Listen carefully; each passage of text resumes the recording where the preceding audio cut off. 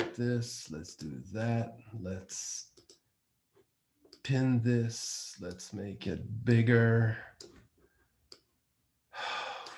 Put this here.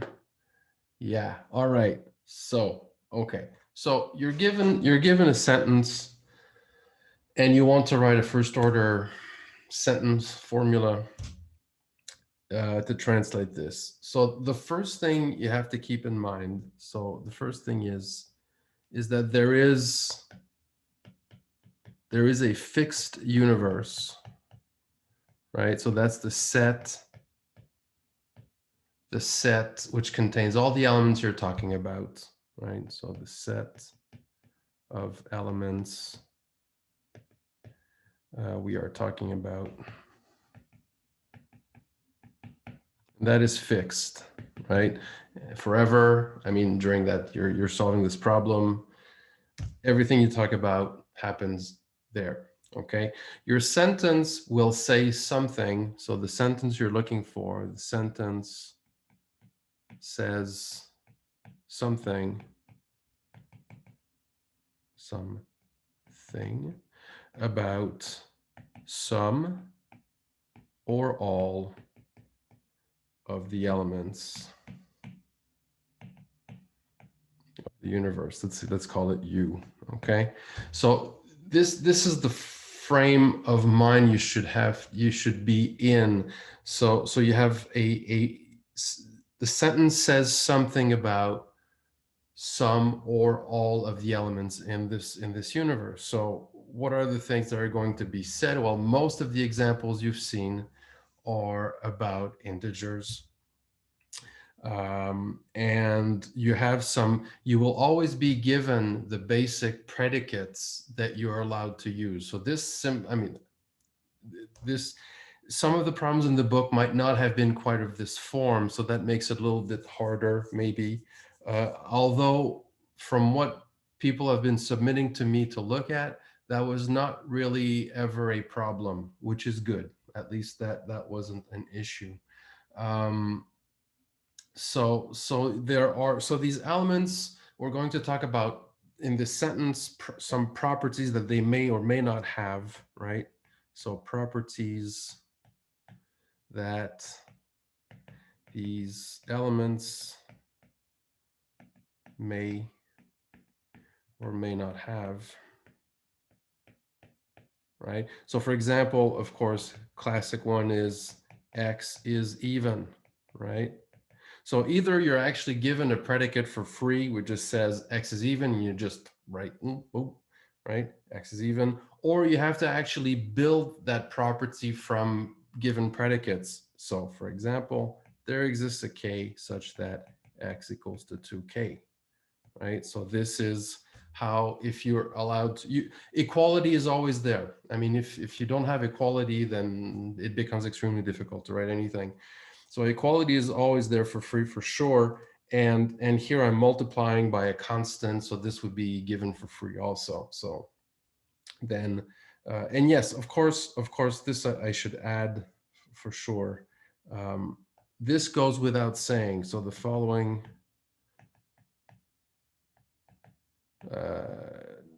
goes without saying, so I'm going to say it.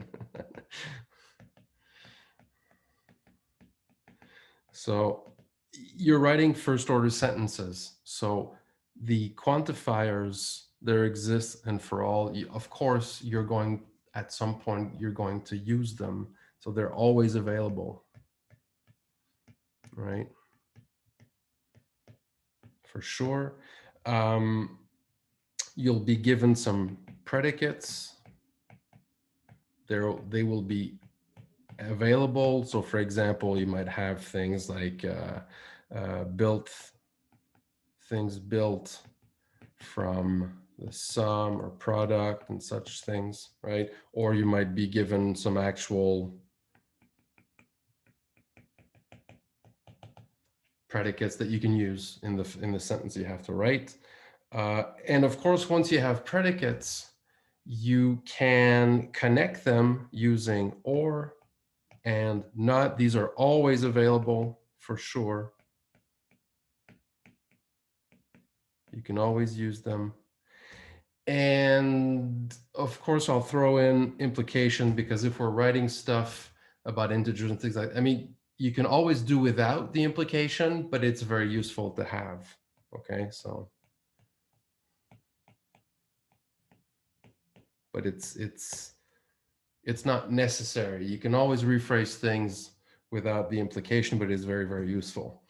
But so this goes without saying that these, you always, they're always available. Obviously, otherwise you won't be able to write anything. Okay.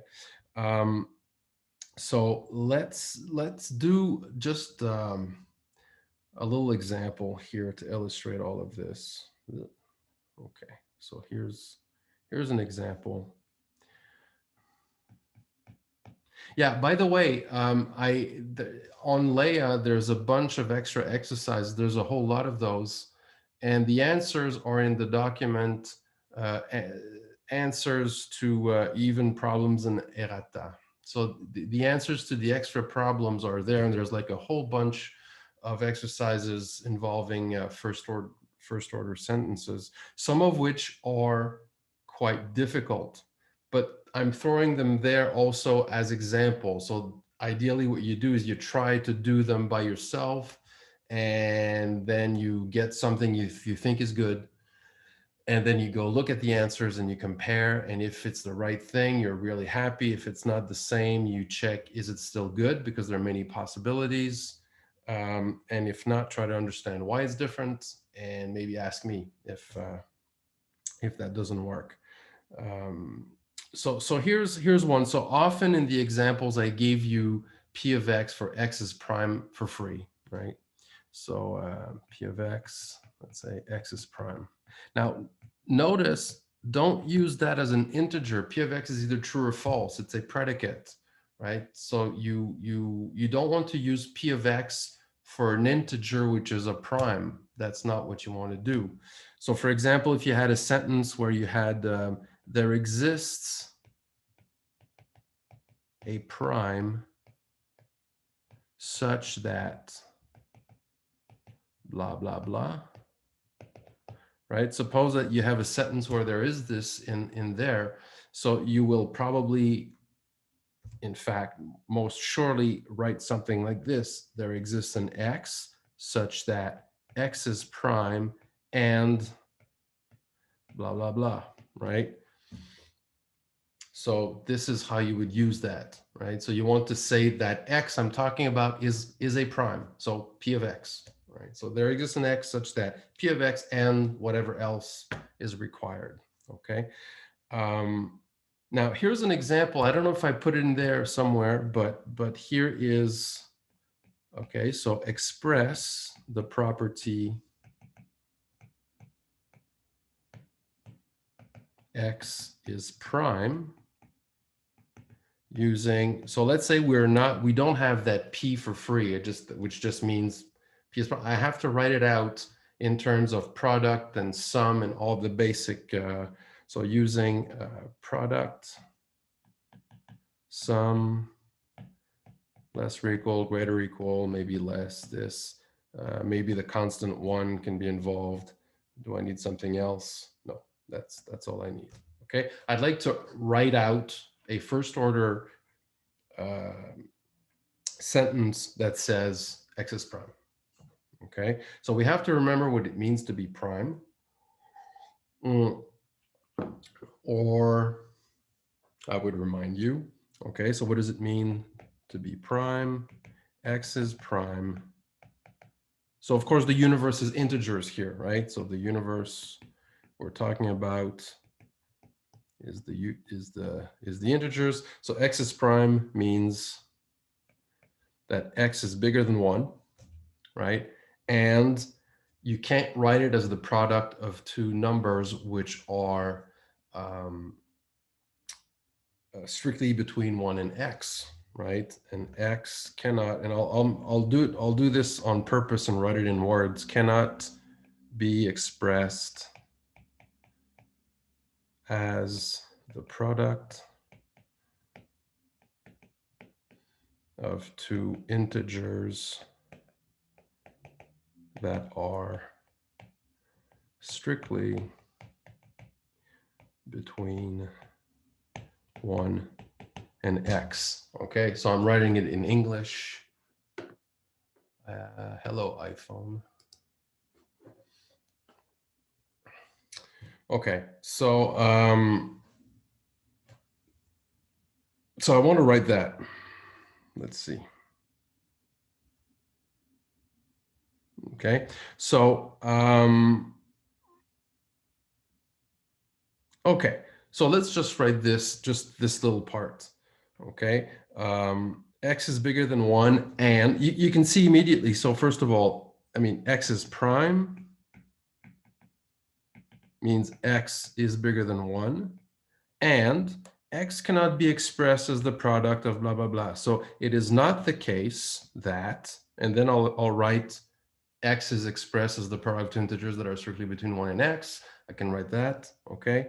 And it's not the case that there exists a and b, right? I'm going to express x as the product of two integers. So there exists two integers such that a and b such that x equals to ab.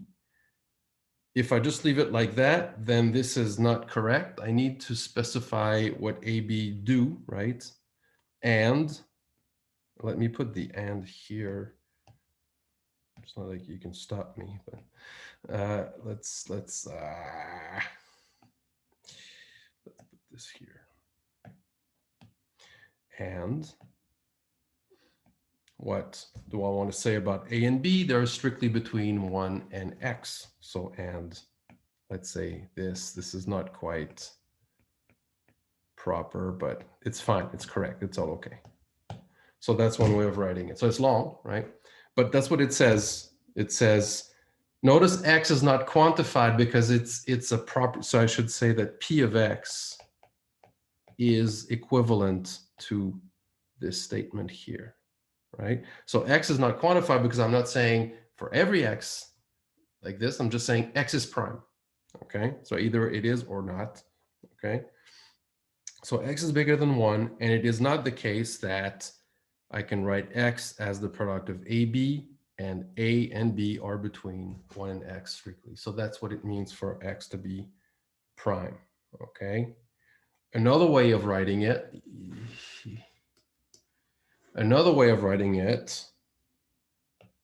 right, or would be x is bigger than 1, and if there exists A and B such that x is equal to AB, then could we move the exists A, exists B out of the parentheses? Yeah, I actually, you're right. That would be, you're right. I should put that, yeah, here. I mean, you can put more parentheses, but yeah, actually this is better. I don't know. It doesn't make any difference. There exists an A, there exists a B, X. I mean, I'm not going to be too fancy about the parentheses unless they're in a really, really silly place. Okay, so don't worry too much about the parentheses. Let's if that's the only worry we have, we'll be in real good business. So x bigger than 1, and there exists AB such that x equal to AB implies A is 1 or A is x, or A is 1 or B is 1. There are many variants here, but that's another way of doing it without negation. Okay. And again, there are many other possibilities, but that's essentially it. Okay, so notice that x is not quantified, but I mean, to simplify things, I will be very careful to ask you sentences, which means all variables will be quantified.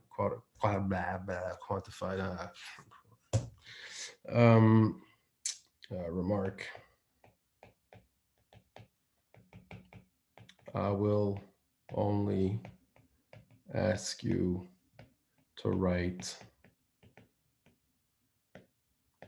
sentences. In other words, all variables are quantified.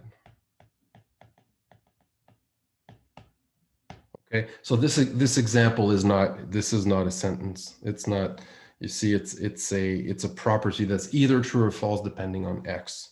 Okay. So yeah, so not the case for last example, but just to illustrate how I built it, it's okay, right? So it's not a sentence. It doesn't say every number is prime, or I could write there exists an X such that blah, blah, blah, which would say there exists an X which is prime. So that would then be a sentence. Okay.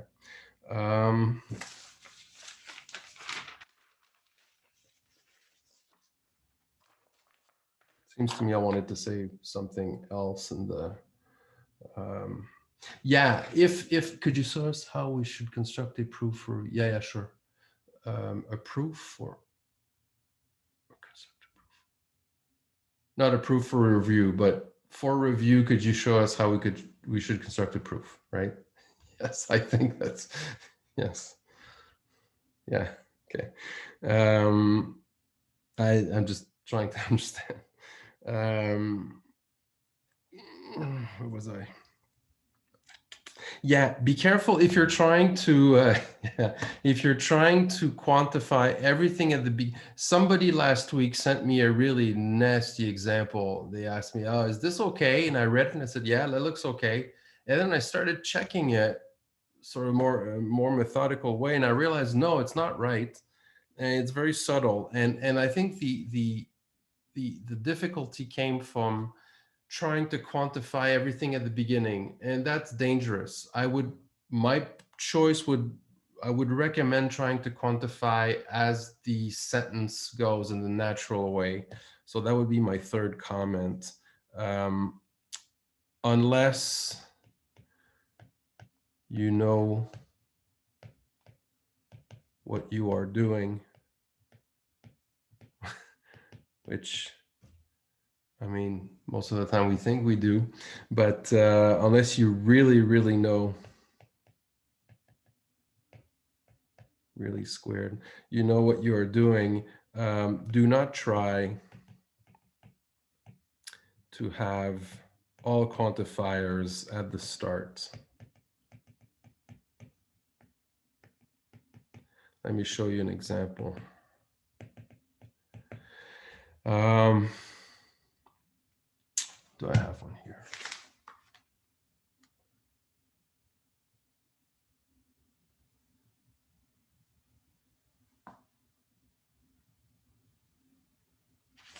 Okay, here's one.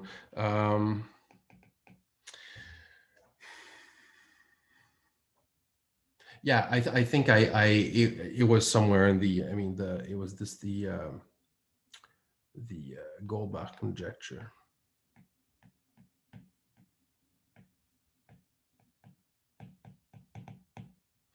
Okay, which says this: the Goldbach conjecture says every even integer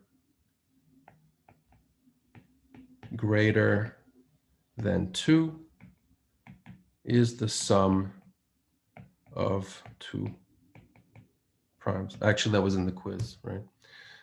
I think. Okay, so use P of X for X's prime. So if you don't have, you see how long this is going to be if you have to write X's prime all out with products and all that, you'll have to write this in your, you're going to get right a big formula. So that's why we use P of X for X's prime as a shortcut, right? It's a subroutine. Okay, so okay, so I want to say that every, yeah, so let me go back to the beginning when I said your sentences talk about elements of a fixed universe. Here the universe is, of course I didn't mention it, but the universe is Z. Okay, and we're talking about some or all integers, but we have to figure out, so we say here every even integer greater than 2. So every integer that has that property to be even and bigger than 2 has some other property, right? So every integer which is even and bigger than 2 is, let me write it out, is the sum of 2 squares. Okay, so already you have the shape of the thing. So every integer, if it is, yep. Wasn't it the sum of 2 primes? Yes, thanks. Jeez. 2 primes, thank you.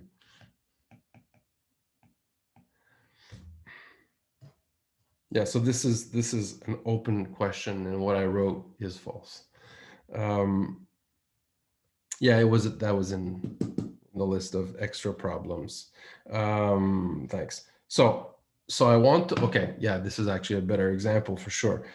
So every integer, if it is even and bigger than 2, then it must be the sum of 2 primes. Okay, so every integer x, if x is even and bigger than 2, then x is sum of 2 primes. Okay, so that's the shape. So now I need to translate. So I have my if then, that's great, right? If then this, I know implication. So now I need to translate x is even and bigger than 2. Okay, so let's translate that for every x. If, I'll write it as an implication like that. X is even, how do you say that? There exists a k such that x is equal to 2k and x is bigger than 2, right? Then x is the sum of 2 primes. How do you write that x is the sum of 2 primes? There exists 2 primes such that x is the sum of these 2 primes. So how do I write that? There exists A, there exists B, such that what? They are primes and x is the sum of these two. So P of A and P of B and x equals to A plus B. Now notice that I put my implications here. It is always possible to somehow correctly take these and put them at the beginning. It's something called the pre-next normal form. You can write every sentence in pre-next normal form, all your quantifiers at the beginning. It's possible to do it, but you need to do it correctly and you have to be careful. So like I said, this week or last week, this week it's Monday. It was last week. So I work all weekend. I lost completely the knowledge of the notion of week. So last week I saw an example of something where everything was quantified at the beginning. It looked fine if I looked at it just really quickly, but then realized no, it wasn't, and it's very subtle. I thought about showing you, but then I realized no, it's just way too subtle. So my suggestion to you, strong suggestion, is quantify like I just did in the natural way. Okay, so for every x, if this, which means x is even and x is bigger than 2, then there exists a and b such that a and b are prime and x is equal to a plus b. Notice I didn't write x equals p of a plus p of b. That doesn't make sense. P of a is a statement. It means a is prime. Okay. So that's how I would write the Goldbach conjecture. Yep. Let's say, because I just wrote it, and what I did what you said to not do. I put all the existential at the beginning, Yeah. but my P of A and P of B, I put it before the arrow, and after the arrow is x equals AB. Okay, let me see if that works. But it's okay. So you say for every x, I can find A and I can find B such that And exists a k also, I think. Oh, yeah, okay. I'm not sure if that's correct. Oh boy, oh boy, oh boy. For every x, I can find AB. No, already you're in trouble. Because no, that's you see the exists k here is in the preamble of the implication, and that's really important.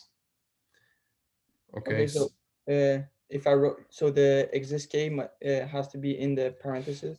Well, it looks dangerous. It looks like we're gonna run into some trouble if we keep it there. I don't think I want to go there, but we could check it out. But that looks okay. Let's see. But I don't want to go down a rabbit hole here. So for every x, there exists a, b, and k such that, and then you say X is bigger than 2. and x equals 2k, I guess. Yeah. And P of A and P of B. Oh, that looks bad. Okay. There implies. Yeah, and then the Okay, let's parse this. Let's try to see what this means. Okay. For every x, I can find a, b, and k such that if x is bigger than 2 and x is equal to 2k and a and b are prime, then x is equal to a plus b. That is not Goldbach conjecture, because this thing is very probably trivially true or false. And the reason is this.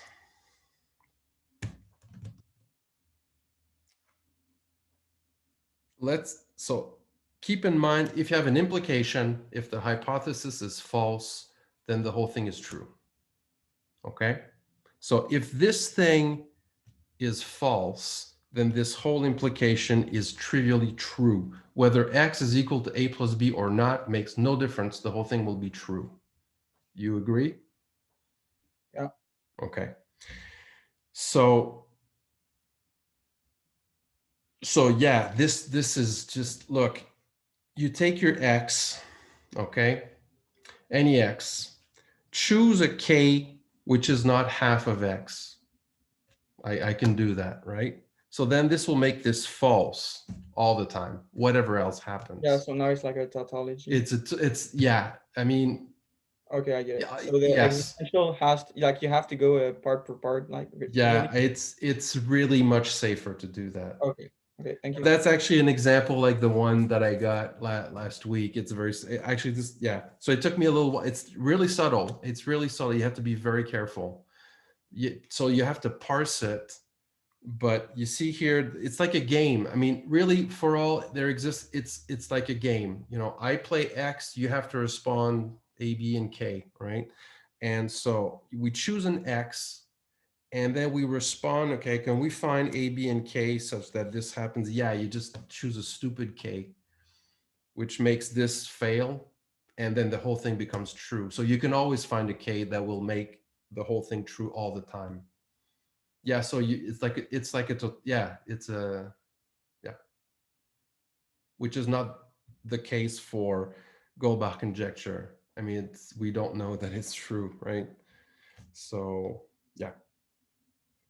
So my recommendation. So this one is no good, bad, tempting but not good, dangerous.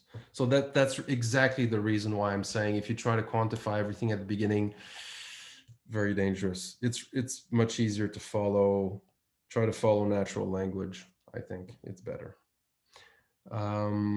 Yeah, I wanted to do a few of these. Let me just, what time is it? 2:30. Yeah, okay. Let's do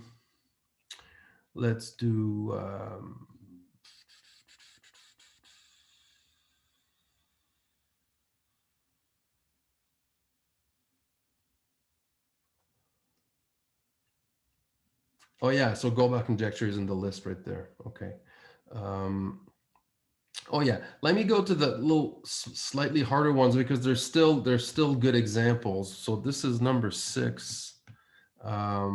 There exist infinitely many integers.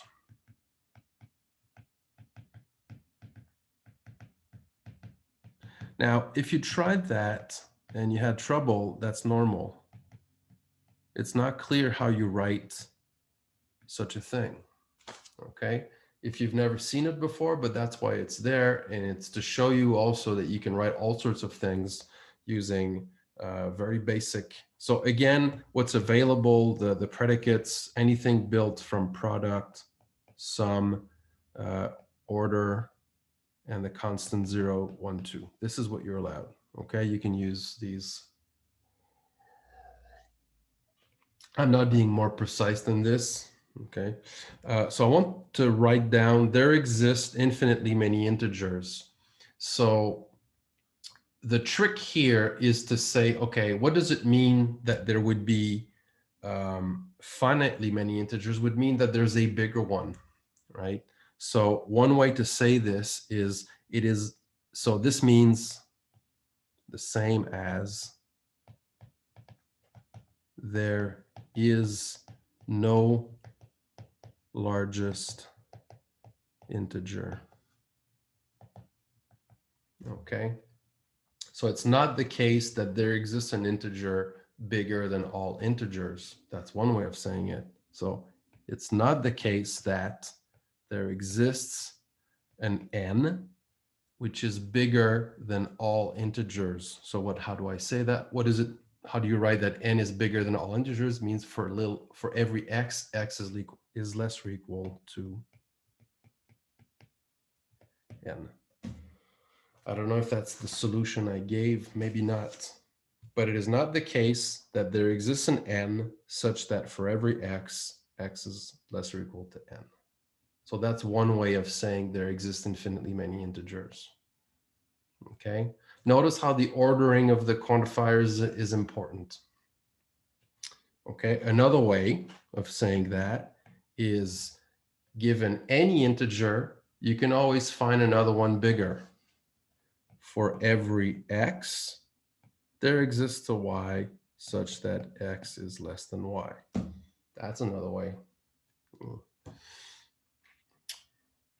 Does that mean the same as there are infinitely many integers? But yeah, that's okay. That's good.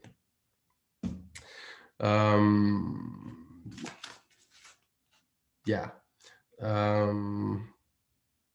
Okay, let's see if you have, are there special requests? If not, I'll continue, but if there are special requests, that's good. I've been just concentrating on first order formulas, but, oh yeah, you asked about proofs. Oh, yes, there is one thing I need to do, absolutely, before there are any special requests. Proofs. So there is one example that I didn't do that I need to do now, which is the following. Prove that root 5 is irrational. Okay, so this is in a section 1.8 where they say base your proof on another proof and sort of tweak it, which is, I mean, this is really a standard proof technique, even at the professional level, right? So you're trying to prove something and you say, okay, that's almost the same as this. Can we use that proof and just, mess around with it to make it work for that?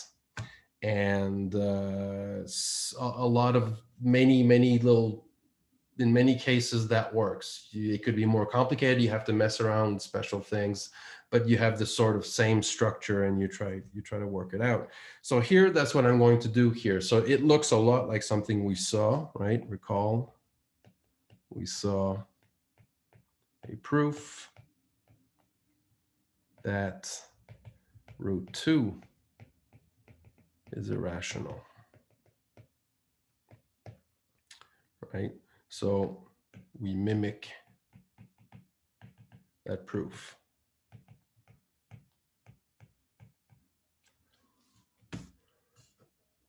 And so what will we need? So there's one little thing that we will need that I will throw in here.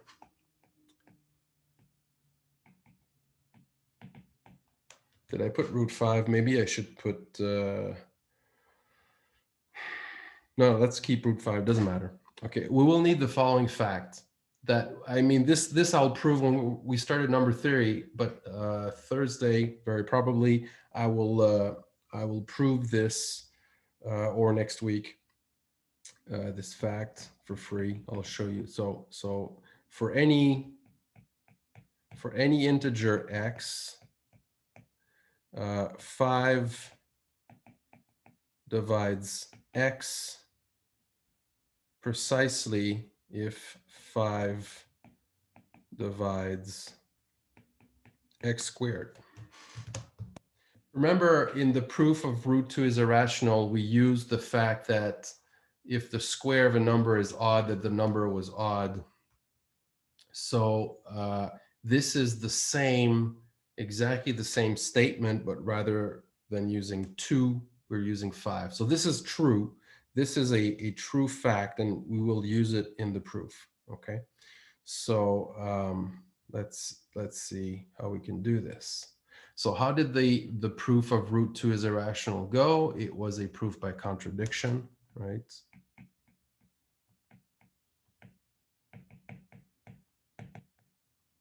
So we're going to suppose that root 5 is rational. Okay, so basically I'm going to do exactly what I did for root 2 and see and adjust as I go. Okay, so this means there exist integers a and b such that root 5 equals a over b. B is not 0. Okay, and what did we do? We made an assumption on a and b that the fraction cannot be reduced. And without loss of generality,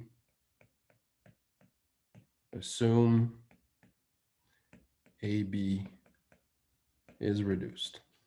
Okay, because I mean, we just reduced the, I mean, if we have those two numbers, we could reduce it until we can't reduce it anymore. So I can assume at the start that the AB I'm looking at are such that the fraction is reduced. Okay, so then what did we do? We squared both sides, right?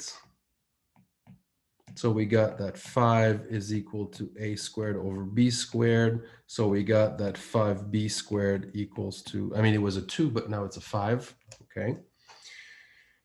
And so we see that 5 is a divisor of a squared. So 5 divides a squared. A squared is 5 times something, 5 times an integer. And now my little fact here, let's call it star. By star, 5 divides a, right? So if a square is divisible by 5, then it means the number itself had to be divisible by 5. You probably believe that. If you think about it a few seconds, it seems like it should be true, okay? If you replace 5 by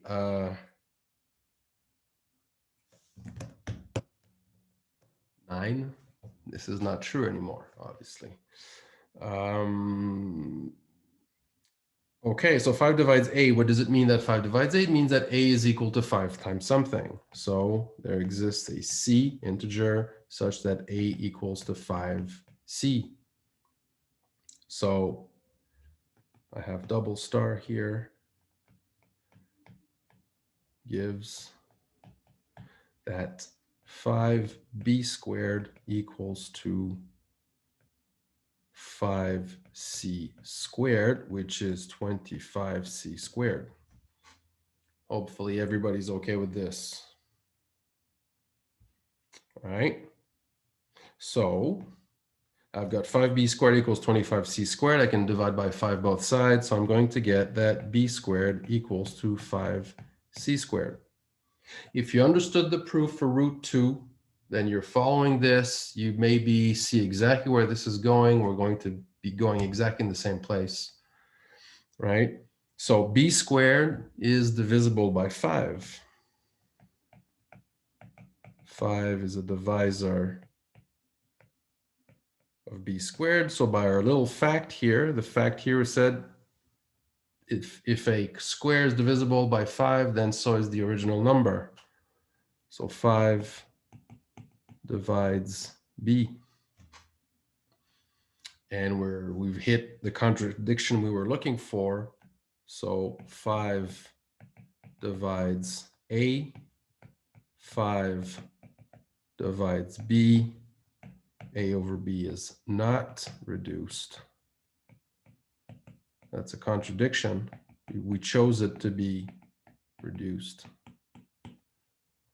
So root 5 is irrational.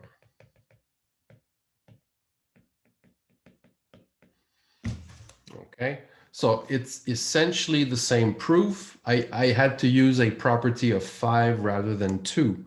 Now, if you have a natural mathematical kind of vibe, you might say, wait, okay, so it works for 2, works for 5. This might work for a lot, many other numbers. And yes, it does. The same argument will work for every number, which is not a perfect square. You have to work a little bit more, but it'll essentially the same argument will work. Okay. So that's also a way of me redoing a proof that I did already so that it starts to get ingrained in your brain. Okay, so yeah, all right. Any questions, comments?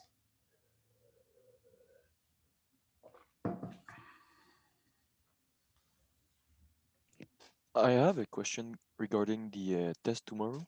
Yes. In the instruction, it says that the test will last 60 minutes plus 15. Yeah. And so, like, are we gonna have class for the like 30/45 minutes remaining? No. No. Okay. No. Okay, perfect. Thank you. Because I have people who need more time. So the whole period is used by the test.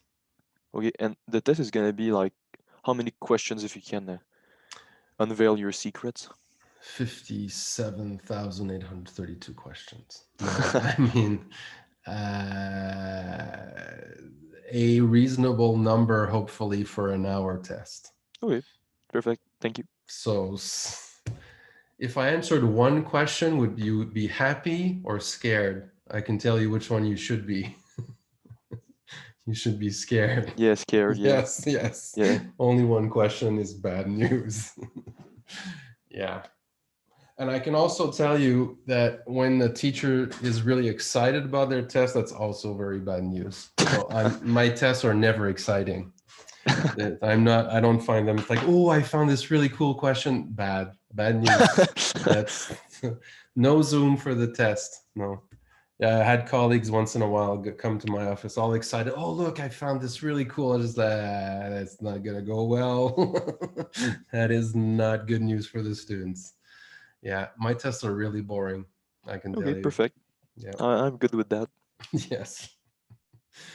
I was not super good at tests.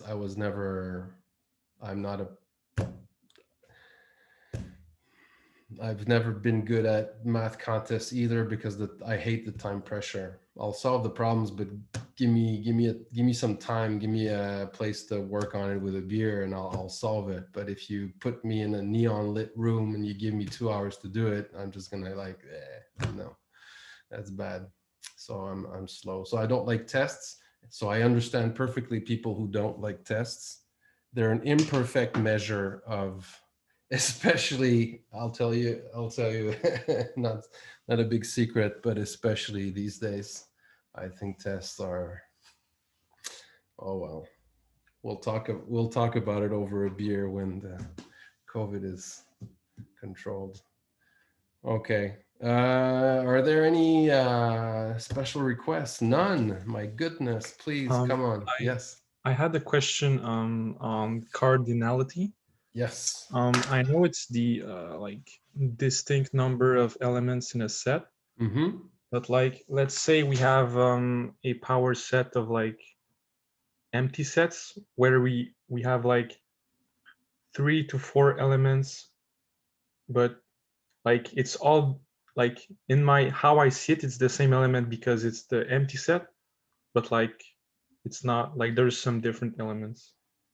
I don't know if it's clear, but like No, it's not. Okay. Do wait, you mean something that looks maybe like this? yes, Yeah. exactly. Okay, so these are different elements because this is the empty set, and Mhm. this is not an empty set. It's a set with one element, so it can't be the empty set. It is the set that has one element, which is the empty set. So these are different.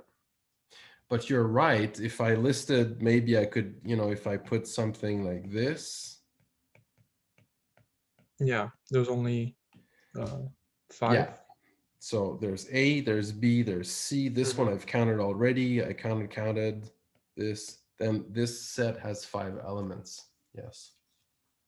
And let's say we would add at the end A, but like the set of A. Aha. That would count as a different element. Yes, it's a different element. Absolutely. Okay, good. Thank you. Yes. Yes, that's different. Yeah. So A and this and this, these are all different things. Sir, Yeah. should we expect tomorrow's exam to resemble to the quiz we did last week? Well, not in length or scope, but I mean, sort of, depending on what you mean. I mean, do the questions in the exam resemble to those in the quiz is what I'm asking here. There might, yeah, I mean, I don't know how to answer that. Honestly, I don't. I mean, If I can jump in on this bandwagon, yes, like the complexity of the problems and the amount of time we had, yeah. like that times an hour. Is that about like comparable? I don't know if that I mean. Yeah, I see what you mean. Sort of, yeah. So what I'm getting here is that it's a yes, but you can't tell us. I mean, it's really hard to answer that question. It seems to me that if I answer yes, people will say, but sir, that wasn't true. And if I say no, people will say that wasn't true. So I don't know how to answer that. I mean, I would say that the quiz may be a little easier, but the quiz was a bit longish for the time you had. No, actually, I don't know. It's just you have to download, you have to upload. It's really hard to judge. It's really tough. So I don't know. you would say that the quiz was harder in terms of easier in terms of difficulty compared to the exam. A little bit, maybe. All right. I mean, right? Yeah, it's hard. It depends on you also. It's about the same. Oh, I won't. I need my lawyer. Yeah, definite maybe. Okay, section 1.7, example 4. What allows us to multiply inequalities like that? Yeah. So I think so. Okay. So the question is, yeah. So I think it's one of the axioms that I gave you in that list. So if here's a fact that if A is less than B and C is less than D and everything is positive, then AC is less than BD. This is true, but everything has to be positive. If there are negatives, then this is a no-no. Okay. Marc, was that your question? Well, I looked in the set of axioms you gave us, and I don't see it. It's not there? Oh, I put the one for the plus, eh? Well, you have A plus B is less than C plus Yeah, D. we could add that one. Okay. Yeah, you can add that one. Yeah, I should actually add, yeah, I didn't mention this, but I should probably add those axioms. Although, yeah, I'll add the axioms to the test. So you can use anything in there, but I mean, All right. yeah. Was there another question? Other questions?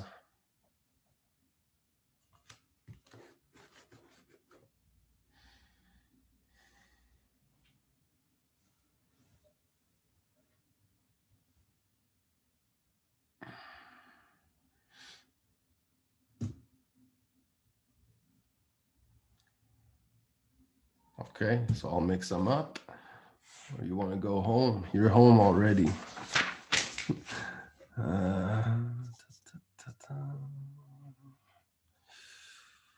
Oh, I have a question, but it's more related to the exam. Yeah, go. Is there going to be like a game, the game theory that you like the last lecture you did it on that was on video? There might be. Okay. It's legit. It's possible. Okay, thank you. I mean, look at the exercises which are assigned. If you scan those, the first ones are super easy. The last ones are like sometimes super hard. There might be some easy ones. Don't expect anything super hard on the test, right? Should be somewhere in the middle. Now I'm talking as if you were doing your test in class, but you're doing it at home. Now, okay, let me stop the recording just in case. Let's pause. Hey, we're back. Other questions, suggestions, anything? I don't understand the number I just put in the chat. Page 152, number 3. Let's go take a look. 152. Wow, that's far. Oh yeah, chapter 2. Okay, 152, number 3.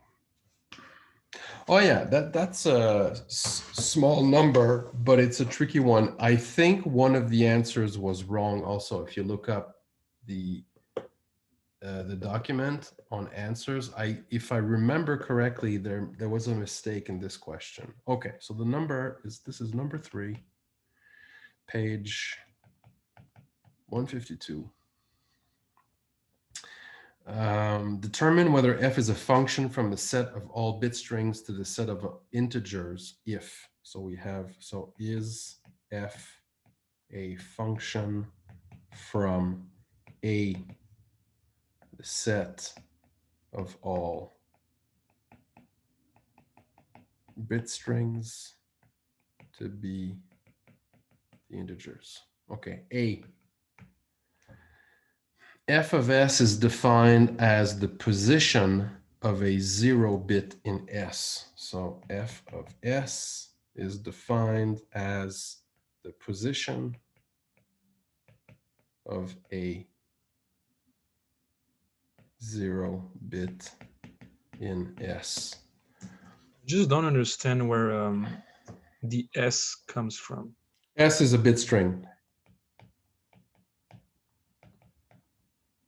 Okay. Right, so it's some arbitrary bit string from the set A. And the function is defined as, I give you a bit string and the function f has to output the position of a 0 bit in S. So there are 2 reasons why this is not a function, right? The first reason is there might be more than 1 0 bit. So this doesn't tell you which one. So it's not well defined. There are too many possibilities. Yeah. And there's another reason, which is that there might be no 0 bit in S. Yeah. So these are 2 reasons for which this is not a function. B, f of S is the number of 1 bits in S. That looks good to me. Yeah, I understood this one as well, but I was more concerned with the number. Well, the letter C. C. Okay, let's go to C. So yes, this one is good. That's good.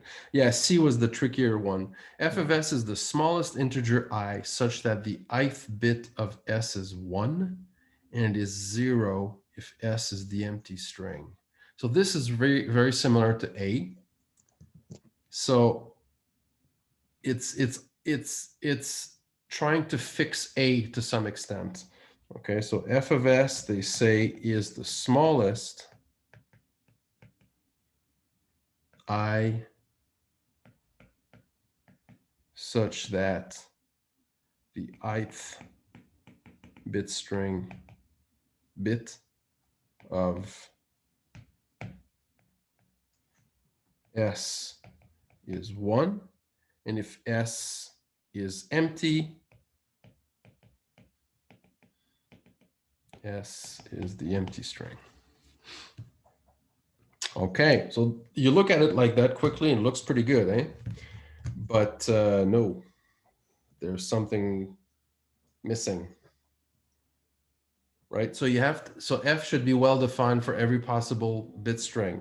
So this one is good as long as, so if the bit string is empty, we're good. It's fine, it's defined, it's 0. That's great. So if it's not empty, it has 0s and 1s, and it picks out the smallest I such that the ith bit of S is 1. So it looks at all the 1s and it outputs the position of the first one.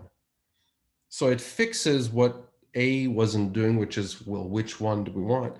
But it still has a problem, is if there is no bit, which is 1, this thing doesn't know what to answer, right? So no F of all 0s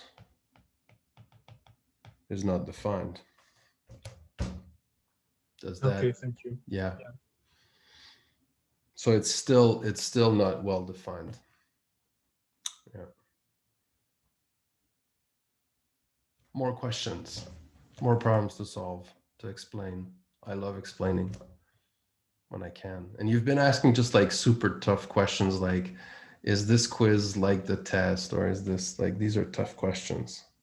I like math questions.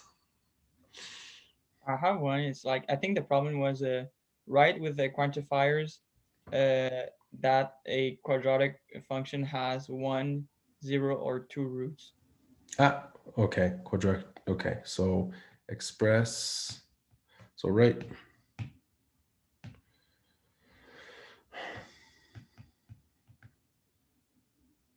Okay, using quantifiers. Yeah, so there's something a bit vague here, but the fact a quadratic equation has 0, 1, or 2 solutions. Okay, so let's add, so using parameters, no, using the following predicates.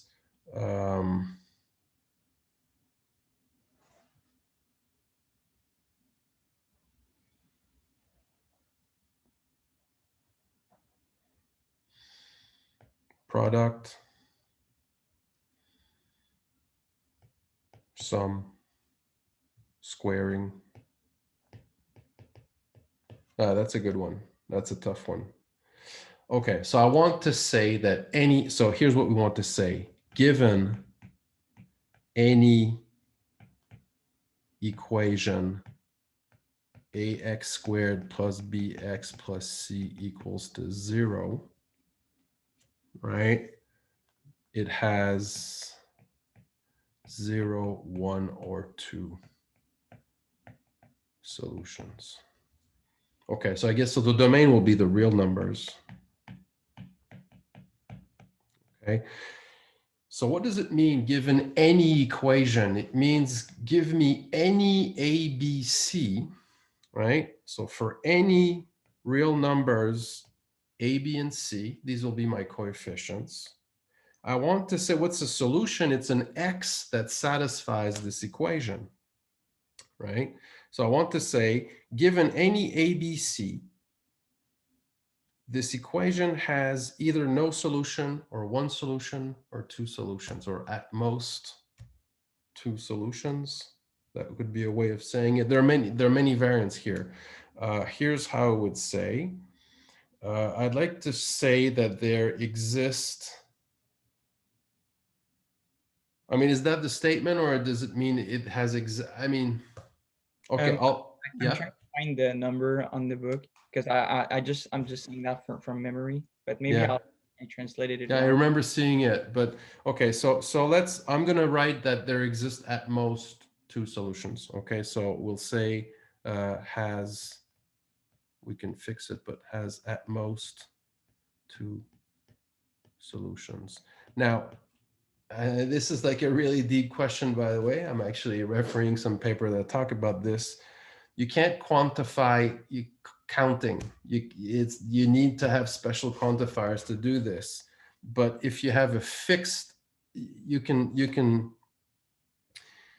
only quantify objects in the domain, not how many there are. So this is not possible. So you have to do it a different way. So what I want to say is this. So I want to say that if my equation has solutions, then there are at most two of them. In other words, that let's say I have three solutions, then that third must be one of the other two. So that's the idea. So for every ABC, there exists X, there exists Y such that AX squared plus BX plus C equals to 0, and AY squared plus BY plus C equals to 0. And I'd like to say that they are, oh man, wait. Oh no, okay. So there exists X and Y that satisfy this equation. I'll have to treat the case 0 separately.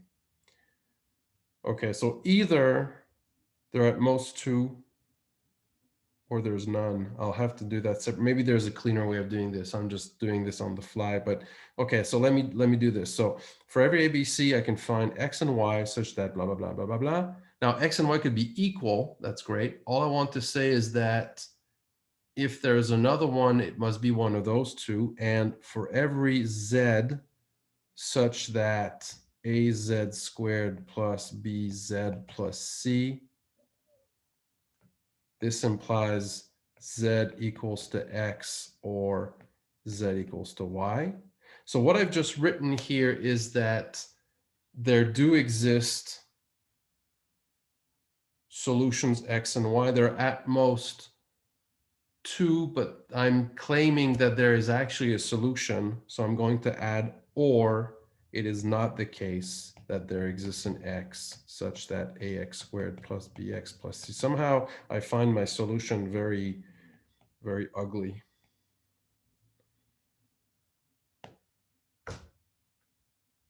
There must be a nicer way to do this, but this is correct, I think, right? So I said either there's no solution or there's at most two, right? I'm not claiming that there are two because I didn't say that X and Y.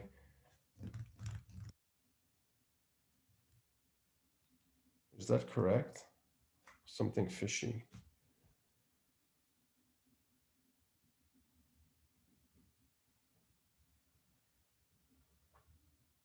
Okay, for sure there can't be more than two. The way I wrote it, that's fine, right? It's number 44 of 1.5, I think. Yeah. Okay.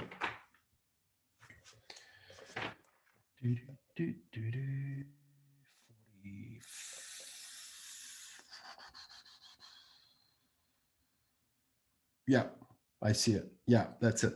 Okay. Has at most two real roads. Okay, I think what I wrote says precise. Let's parse it.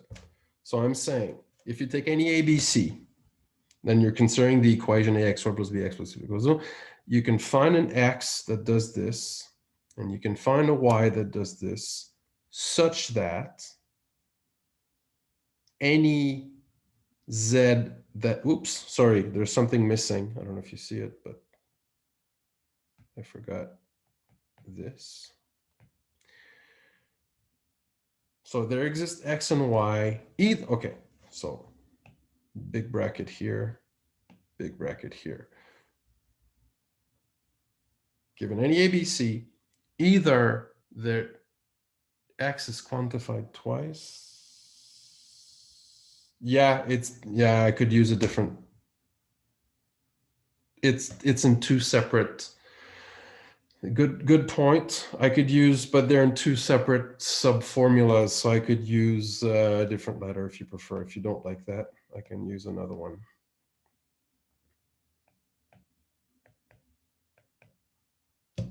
But they're, yeah, but they're right. So they're in separate pieces, so it's fine.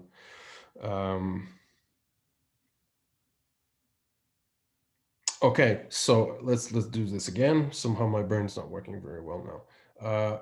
Given any equation, either there exists x and y such that its solutions, and given any z, z is x or y, or there's no solution.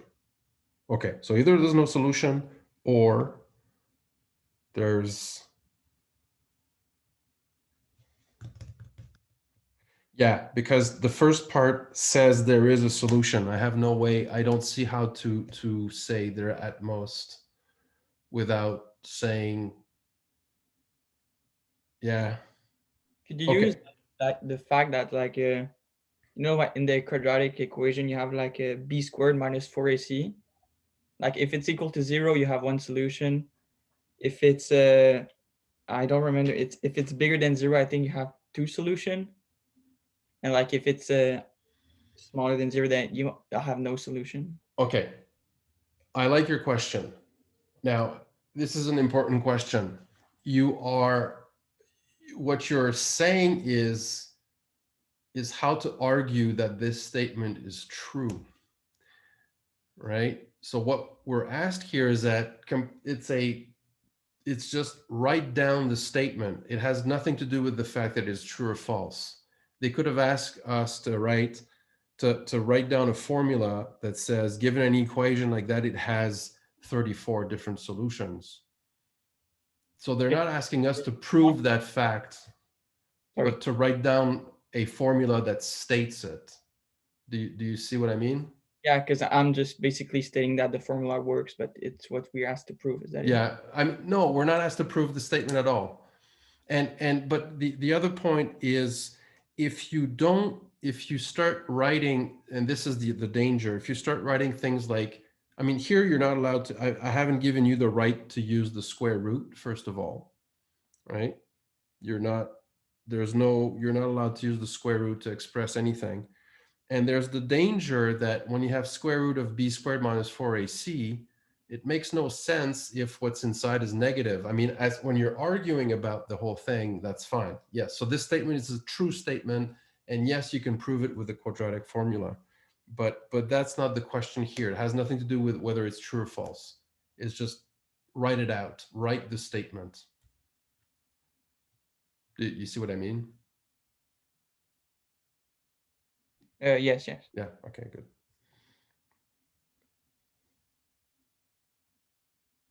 Yeah, so I just wanted to make sure when I parse this, unless I made a mistake, a silly mistake, but it says really either there's no solution or there is at most two solutions. That's what the first part says. It doesn't, and it doesn't say that there are exactly two solutions, because I'm not claiming that x and y are different. I just said there are two. There are solutions x and y such that every solution is either x or y, so they could be the same. So but that part does actually say that there is, maybe there's a way. Yeah, I see a way. I see a way to write it differently to make it more compact, which would be this.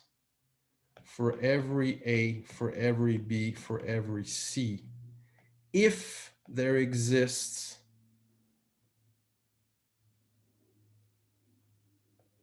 X and Y such that ax squared plus bx plus c equals to 0 and ay squared plus by plus c equals to 0, then for every z equals to s, then for every z squared az squared plus bz plus c equals to 0 implies z equals to x or z equals to y. I think this is shorter. I think this is the same. So I'm saying if there exists, nope. Maybe exercise. I think this is the same. But I'm just trying to be fancy here. That's all. I think this is correct. I think this is equivalent.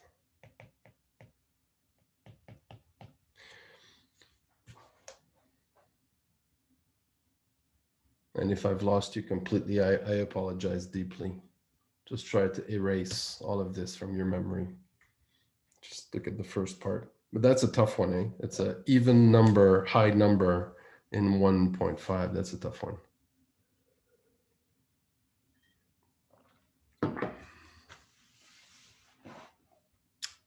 More questions for the lonely professor.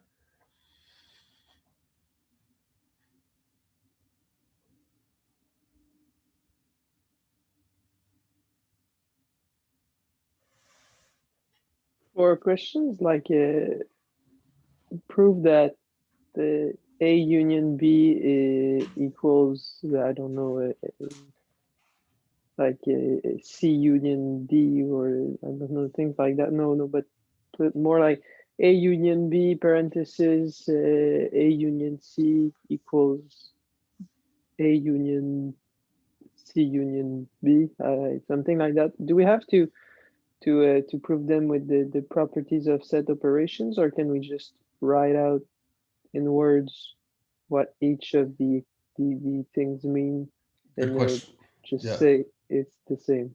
That's a good question. If you look at the extra solutions to chapter 2 that I gave a whole bunch of examples, and I gave both possibilities.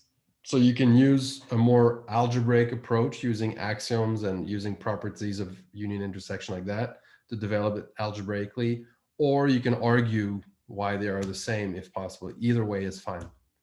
I'm not going to, I don't like, unless very necessary, I don't like to say, prove this way. I mean, if you can prove it, you can prove it. That's it. I mean, so, and I haven't spent any sort of time on the properties of union intersection negations. We haven't, so no, I don't insist that you do proofs that way. If you want to do them, they will be given the properties, and but you don't need to. I'm rambling. Okay, thanks. Yeah.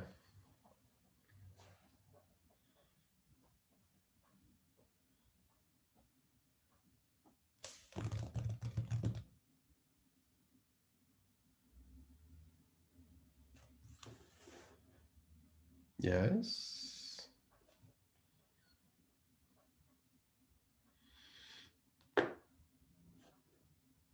Okay.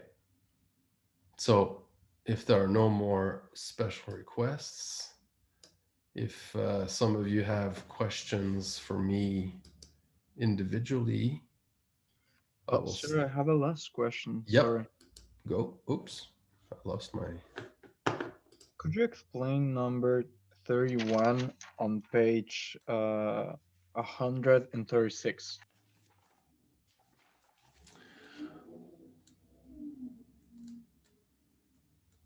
number, 31. yeah. Okay, all right, let's do that. Number 31, page 137. Okay, let A and B be subsets of a universal set. Show that A subset of B if and only if complement of B subset of complement of A.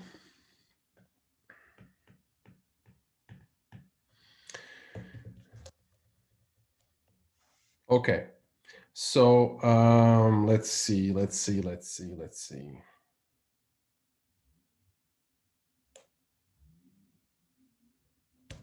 cute. Okay, so let's start by showing one direction.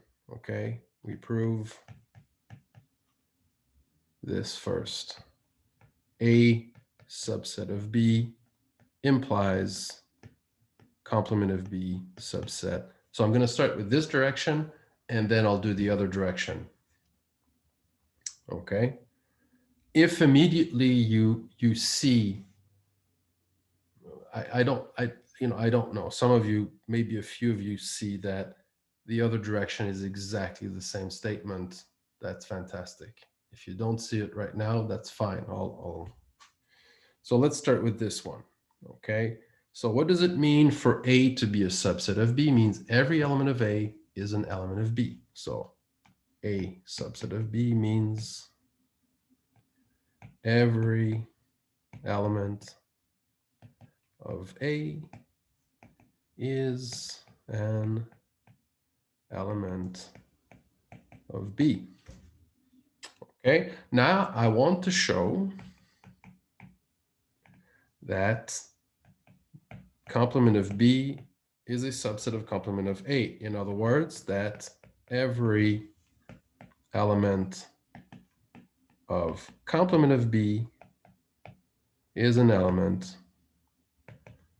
of complement of A. So I take an element of complement of B. So take X in the complement of B. I want to show that it's in the complement of A. What does it mean to be in the complement of B? It means I am not in B.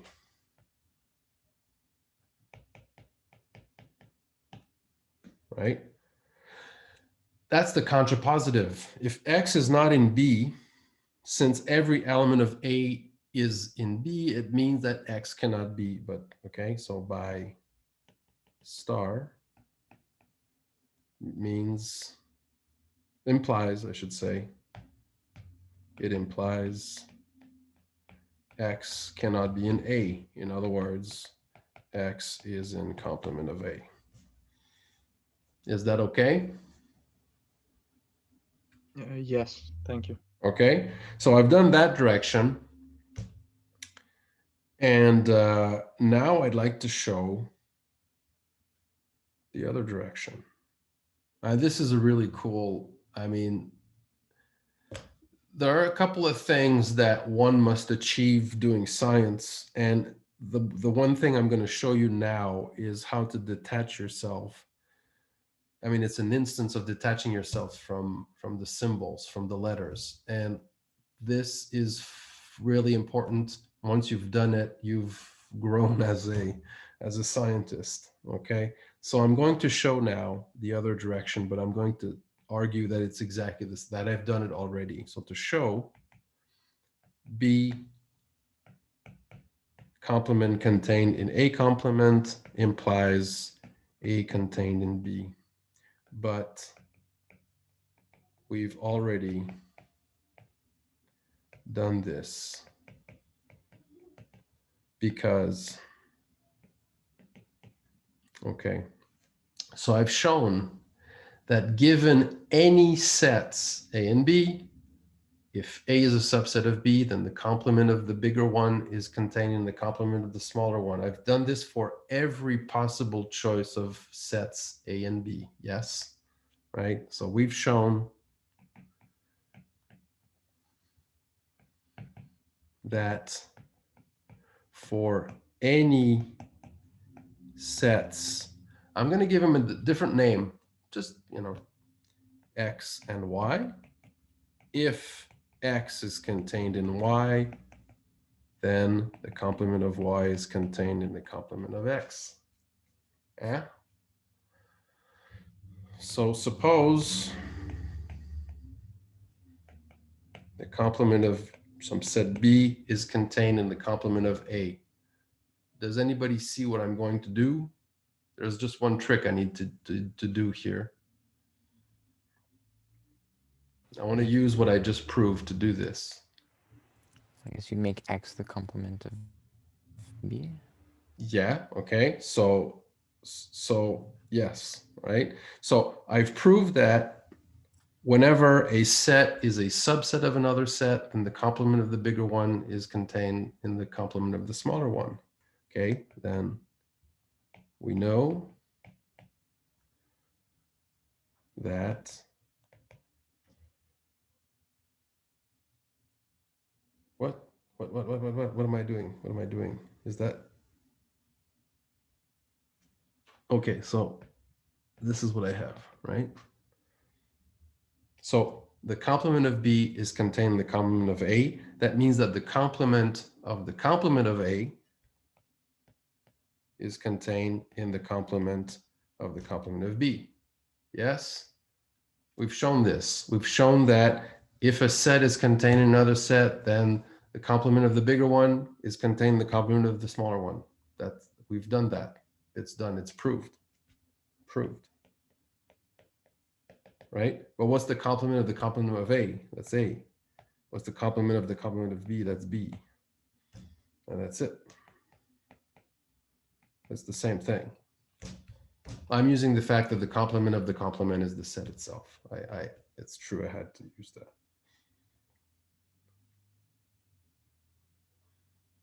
Yes. This is where the quantification is fundamental, because you don't want to get stuck into those two. Oh, but it's the name is A, there's this B, who cares? We've proved it for every possible choice. So now I'm choosing the right ones for me.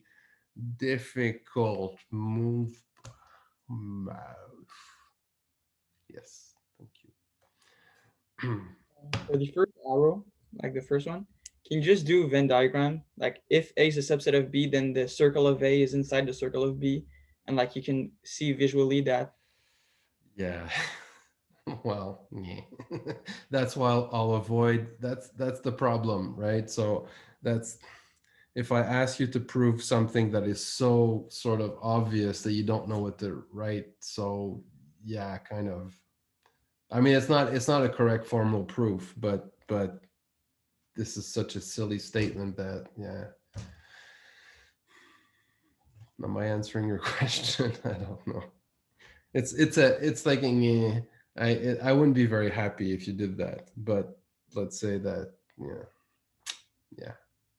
I'll try to avoid questions where you might feel you can do that. That's my answer. Yes. I don't even know who asked the question. I don't see anything. I'm so alone. I just don't get. You said that if X is not in B, then that implies X is not in A. Yes, because, okay, so our hypothesis, if X is in A, then X is in B. Mm-hmm. So if Y is not in B, Then Y is not in A by contrapositive. correct. Okay. That's all I'm saying.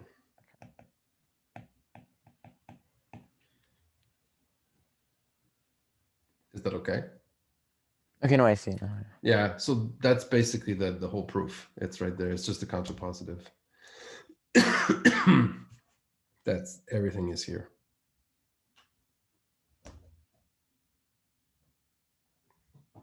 That's it. More questions, more comments, more something. You have 14 minutes left of me.